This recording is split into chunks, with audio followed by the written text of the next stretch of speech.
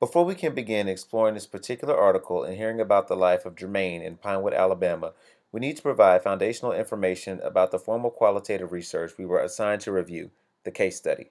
According to Mertens, a case study is an approach that involves an in-depth exploration of a single case or example in the phenomenon under study. This essentially means a case study is a deep dive focusing on one subject, providing an understanding of all the factors, interactions, and instances that inform the reader on a specific subject matter. This subject or case study you examine is a central part of your case. Within case study research, you must also describe all other pieces of the environment, lifestyle, or any other factors that will potentially influence your case.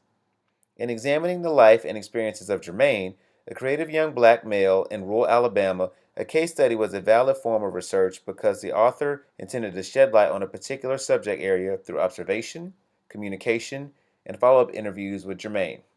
It should be noted that both Hebert and Mertens, the author of our class text, uses the outline provided by Robert Stake's data analysis of case study research. We will visit this outline later in the presentation. The researcher in this study, Dr. Hebert, is a professor in gifted education. One of his former students, Teresa, was working in a rural Alabama town this study refers to as Pine Grove.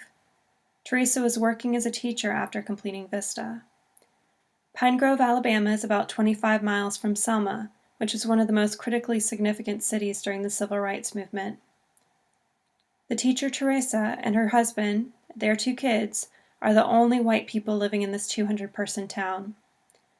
Teresa contacted Dr. Hebert about Jermaine, a gifted young black male, because she wanted to help him but was dealing with scarce resources. Dr. Hebert began studying Jermaine when he was in 3rd grade and followed him in various capacities until he was a 5th grader. Life for Jermaine is very difficult. In his town, most people are poor, but Jermaine and his family are even poorer. Jermaine gets made fun of for his clothes. In addition, his family is considered outcast. They don't go to church, and 2 family members, his brother and his aunt, suffer from mental illness. These illnesses cast a negative stigma on his family. People just assume that Jermaine is also mentally ill, when in fact he and his sister are the ones who care for his aunt because his mother is never home. Despite these conditions, Jermaine is a very creative student who excels in school. He often writes short stories. In fact, he thinks he got his storytelling gene from his grandfather. Academically, Jermaine scored in the 99th percentile for writing on the Stanford Achievement Test, while the scores for everyone else in his class were around the 50th percentile. As Jordan said, a case study was most appropriate due to Dr. Hebert wanting to provide a holistic description of this phenomenon, Jermaine, a gifted black youth living in a poor rural community. In addition, Dr. Hebert was also limited in his availability to study similar students in similar situations. There just weren't any. As we begin our review of this particular case study, we must begin with the research questions. The research questions for this particular study are rooted in the ideas of critical theory. This theory emerged in the 1920s from German researchers who focused on merging theory, practice, and inquiry on social, political, and cultural issues. The goal of critical theory research is to make our unconscious and implicit belief systems explicit, thereby freeing individuals and encouraging self-reflection and social action. One can see this as a recognizing of our privileges and removing things from our blind spots to our center focus. With these ideas as our backdrop, the research questions developed by the author were: what relationships guide the behaviors, attitudes, and aspirations of a gifted black child in an impoverished rural environment? And what factors influence the creativity of a gifted black child in an impoverished rural setting? These questions set the framework for our study of Jermaine's life and were critical elements to ensuring this study sought information that could be used in future studies. Now that we have reviewed the research questions, we will move on to an examination of data collection. In this particular case study, there were 4 phases Dr. Hebert moved through in order to conduct a thorough investigation into Jermaine's life and experiences. These 4 phases were: entry into the community with the help of a gatekeeper, participant observation, correspondence with Jermaine and interviews with informants, and finally, a visit to Pine Grove and a final interview with Jermaine. Within Phase 1, Dr. Hebert received assistance from Teresa, who was his former student and Jermaine's current teacher.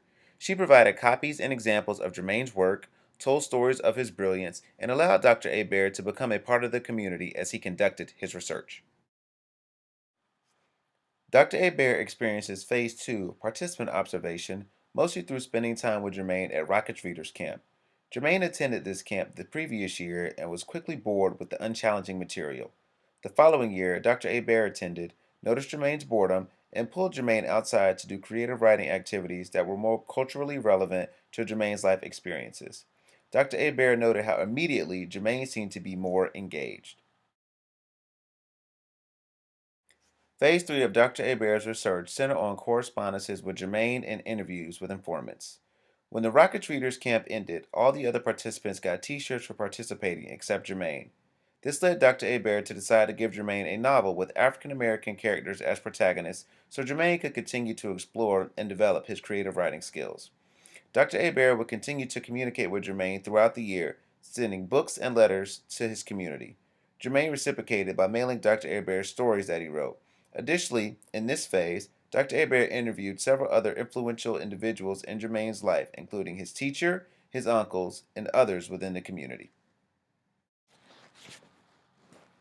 This communication continued until Phase 4, a final visit to Pine Grove and interview with Jermaine. During his 5th grade year, Dr. Hebert came back to Pine Grove to conduct a final interview with Jermaine. In this final sit-down, Dr. Hebert got updates from Jermaine about his life, his community, and how the previous year had contributed to his personal development. These 4 phases of data collection are often used in case study research, but in order to be described accurately, you must employ the best fieldwork techniques to collect the best data. It is important to understand how fieldwork techniques inform the work of a qualitative researcher conducting a case study. This is another piece in case study research that is critical to ensure you conduct a thorough ethnographic review of your case. The 4 techniques used by Dr. Hebert included handwritten notes, outcroppings, photography, and research journals. Handwritten notes were kept by Dr. Hebert throughout his observation of Jermaine. He took notes this way, even in interviews, to be culturally sensitive in the methods of data collection. Outcroppings were another technique used. These are described as visual cues in the Pine Grove community that paint a picture needed for the reader to empathize with the case. An example is the constant mention of satellite TVs throughout the community and how this shaped the creativity of Jermaine's stories. Photography was also used. Dr. Hebert took pictures to help jog his memory when conducting his research and used these pictures as references as he finished summarizing his notes. And finally, Dr. Hebert made notes in a research journal. This served as a place where he continually analyzed his data. The research journal kept Dr. Hebert focused and allowed him to do this throughout the case. In our readings, we read that data analysis was the hardest part about conducting a case study. To tackle this challenge, in his article, Dr. Hebert described the following data analysis techniques. First, categorical aggregation. Dr. Hebert looked at his data to see if any categories developed.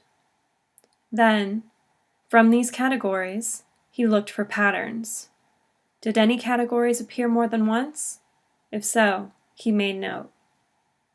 Next, Dr. Hebert made naturalistic generalizations. This means he looked at his data to make descriptions.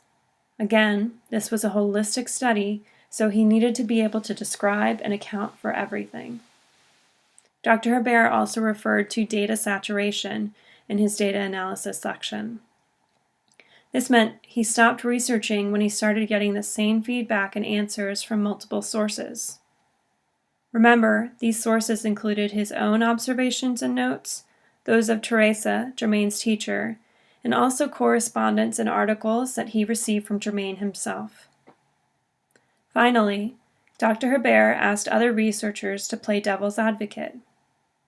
Through this process, Dr. Hebert had other researchers at his home institution look at his data and examine his interpretations to ensure that he was not exhibiting bias.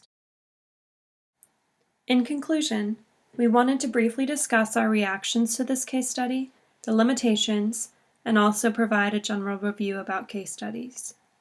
First, our initial reaction was that this was a great story, albeit a really sad but great story. However, this narrative approach made us question the external validity and generalizability of the study. To address these issues the best he could, Dr. Hebert tried to weave literature throughout his study to justify and relate his findings.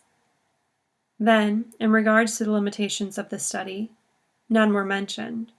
When we know from our readings that race, age, gender, and socioeconomic status can present challenges. Dr. Hebert never mentions his race. However, here we have an older white male studying a poor black boy. In any case, just remember that case studies are a great technique when you want to look at a specific incident, person, group, or phenomenon and can critically and holistically review this topic. Finally, Dr. Hebert pretty much followed the step-by-step procedures for case study data analysis. However, we should note that many of these techniques are consistent through many forms of qualitative research, not just case studies.